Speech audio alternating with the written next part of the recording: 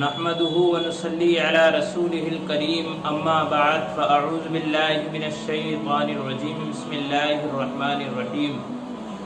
محترم دوستو، جنگ بدر کے تعلق سے ہم گفتگو کر رہے ہیں۔ اب ہم بات کریں گے اسیران جنگ کے تعلق سے، تو چلیے شروع کرتے ہیں۔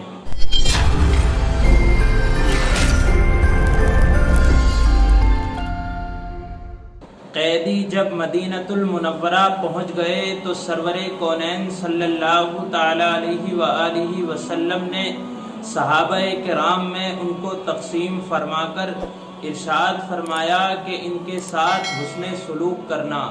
جنگ بدر میں مشرکوں کے شکست پانے کی خبر جب مکے میں پہنچی تو جس طرح کفار کو رنج و ملال ہوا، اسی طرح جو چند مسلمان مکے میں رہ گئے تھے بے حد ان لوگوں کو خوشی اور مسرت حاصل ہوئی۔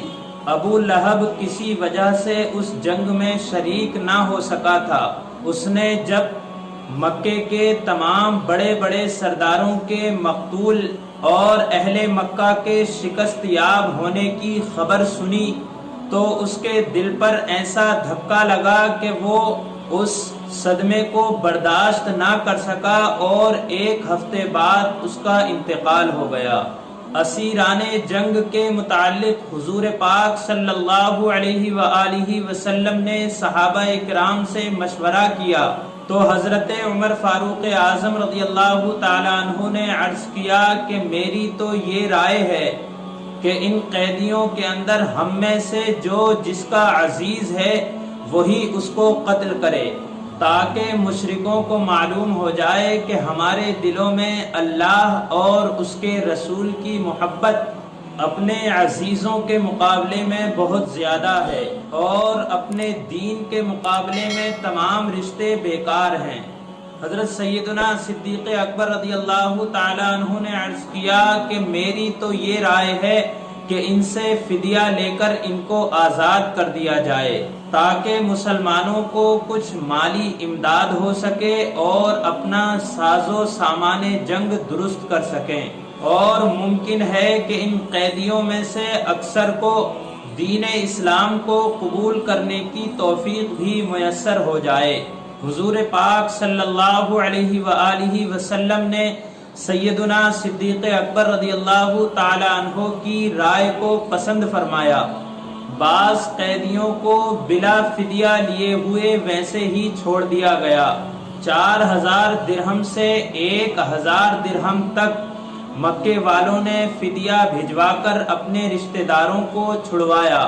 جو قیدی لکھنا پڑھنا جانتے تھے اور فدیہ بھی ادا نہ کر سکتے تھے، ان سے کہا گیا کہ مدینے کے 10 بچوں کو لکھنا پڑھنا سکھا دو اور آزاد ہو جاؤ۔ رسول پاک صلی اللہ علیہ وسلم کی ایک بیٹی زینب ابھی تک اپنے شوہر ابو العاص کے یہاں مکے میں ہی تھی۔ ابو العاص بھی انہی قیدیوں میں شامل تھے۔ حضرت زینب نے اپنا ہار اتار کر ابو العاص کے فدیے میں بھیج دیا تھا۔ حضور صلی اللہ علیہ وآلہ وسلم نے ارشاد فرمایا کہ اگر مناسب سمجھو تو اس ہار کو زینب کو واپس کر دو، کیونکہ یہ اس کی ماں خدیجۃ الکبریٰ رضی اللہ تعالی عنہا کی یادگار اس کے پاس ہے۔ لوگوں نے بخوشی اس بات کو قبول کیا اور حضرت ابو العاص کو چھوڑ دیا۔ ابو العاص نے مکے میں جا کر حضرت زینب کو حضور پاک صلی اللہ علیہ وسلم کے پاس مدینۃ المنورہ بھیج دیا، اور اس واقعے سے 6 سال بعد آپ بھی مسلمان ہو گئے۔